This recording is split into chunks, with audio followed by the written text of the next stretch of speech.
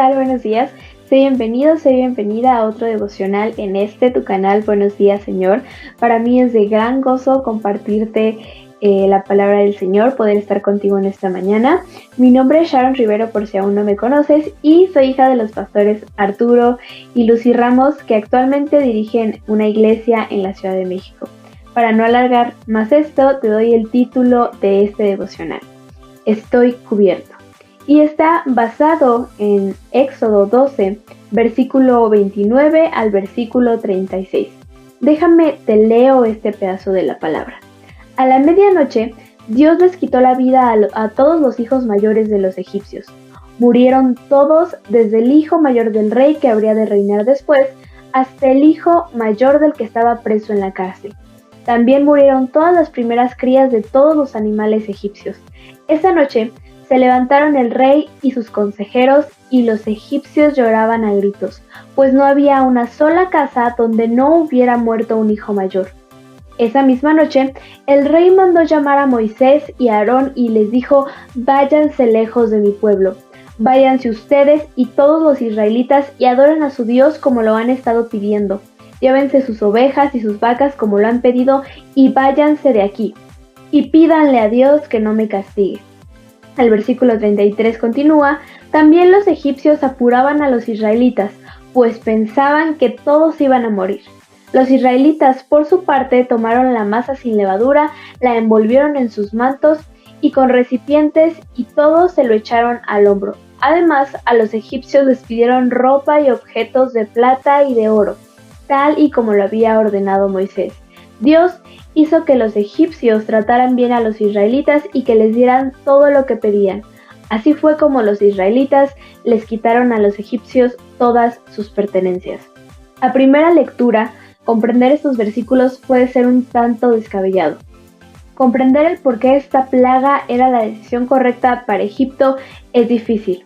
Lo primero que viene a mi mente cuando leo esto es: ¿por qué castigar a los primogénitos? ¿Por qué llegar a tal extremo? ¿Por qué tocar algo tan preciado como un hijo?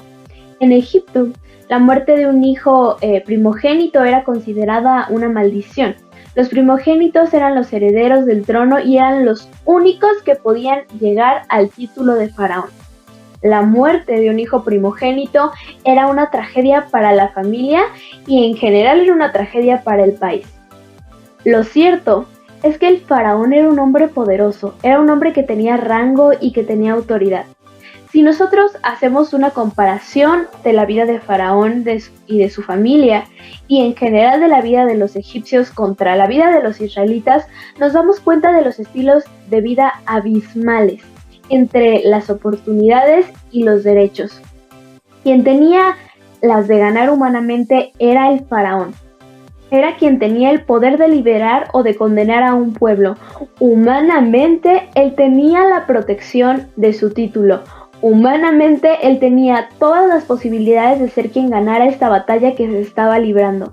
Pero en medio de lo humanamente posible, estaba un Dios de promesas que libraría de todo mal a su pueblo. Últimamente escucho a muchos hermanos decir: ¿por qué Dios permite esto en mi vida? ¿Por qué de tanta gente me pasa a mí? ¿Por qué si la gente mala vive bien, yo no puedo? Y la verdad es que sería hipócrita de mi parte decirte que no comprendo estas preguntas. Claro que las comprendo la desesperación, comprendo la frustración de ver cómo en medio de nuestras tormentas parece que Dios solo beneficia a otras personas que no siguen sus pasos. Si recordamos la trayectoria del pueblo de Dios, de los israelitas, encontramos varios momentos críticos. El ser esclavos, pasar hambre, frío, injusticias, inseguridad, incertidumbre, ser despojados de sus hijos, de sus familiares, de sus bienes, de su dignidad. ¿Cómo se puede pensar que Dios los estaba ayudando si se veían enfrentados a tantas situaciones crueles? La respuesta de esto es porque en medio de las aflicciones, de la situación peligrosa y dolorosa, Dios los cubre con sus manos de amor, con manos de bendición y misericordia.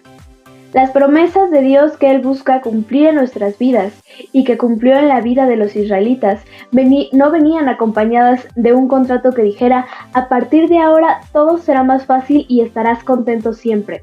Al contrario, una promesa incluye un proceso donde somos quebrados y moldeados para su gloria y su honra.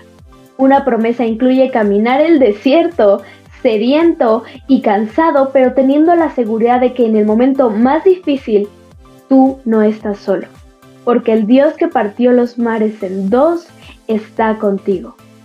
Faraón tenía recursos, tenía gente, tenía un país, tenía el poder en sus manos, pero el Dios todopoderoso al que servimos lo tenía a él y a su gente en sus manos bajo su absoluto y perfecto control.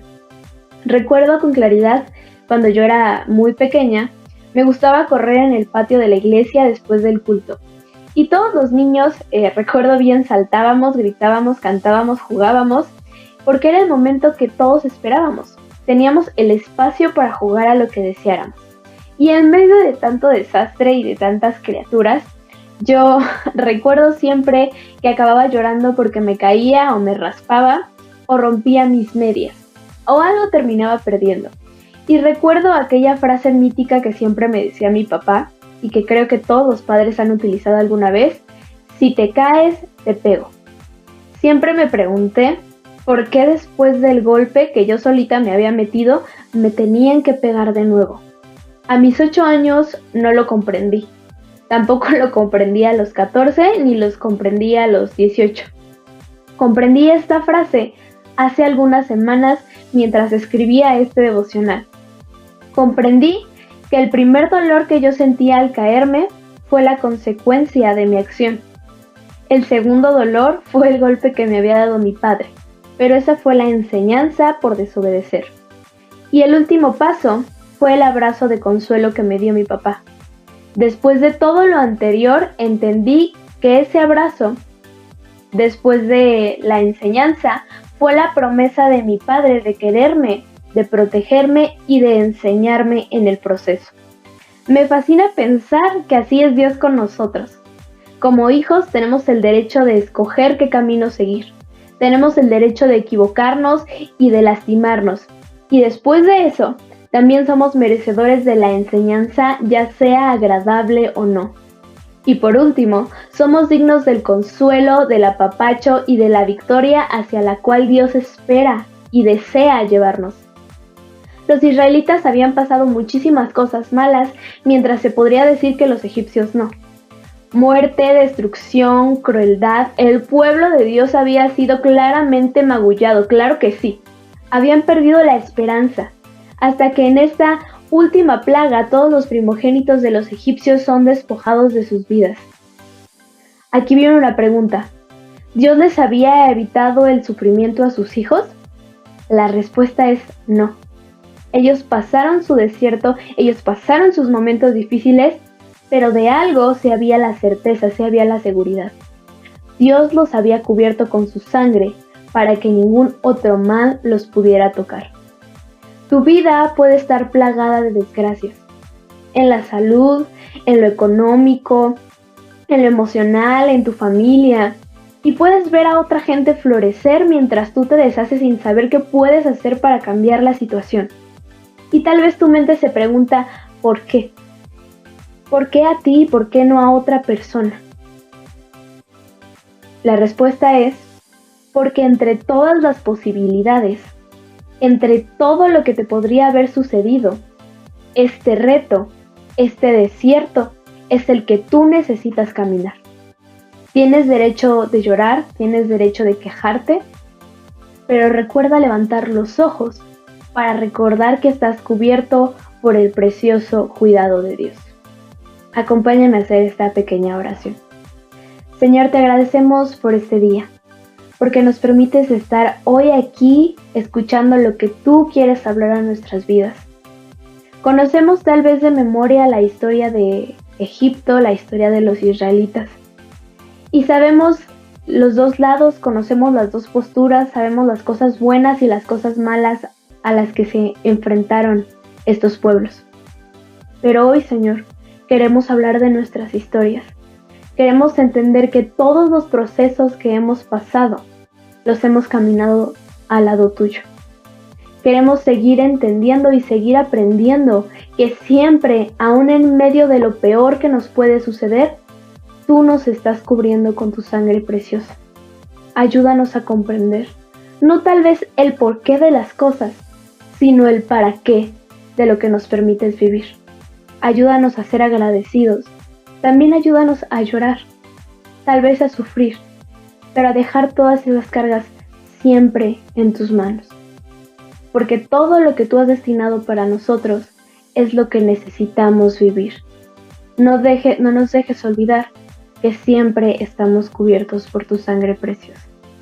Amén. Antes de terminar, te dejo la frase del día. Cuando caigas y pienses, hasta aquí llegué, ya no quiero seguir, recuerda que Dios quiere levantarte y decirte, todavía no has llegado a la meta, pero seguiremos juntos en este camino. Nuevamente te agradezco por acompañarme en esta mañana. Te mando un fuerte abrazo hasta el calor de tu hogar. Recuerda seguir el canal, compartirlo con algún amigo, dejar tu comentario, dejar tu like. Nos vemos el próximo devocional. Dios te bendiga.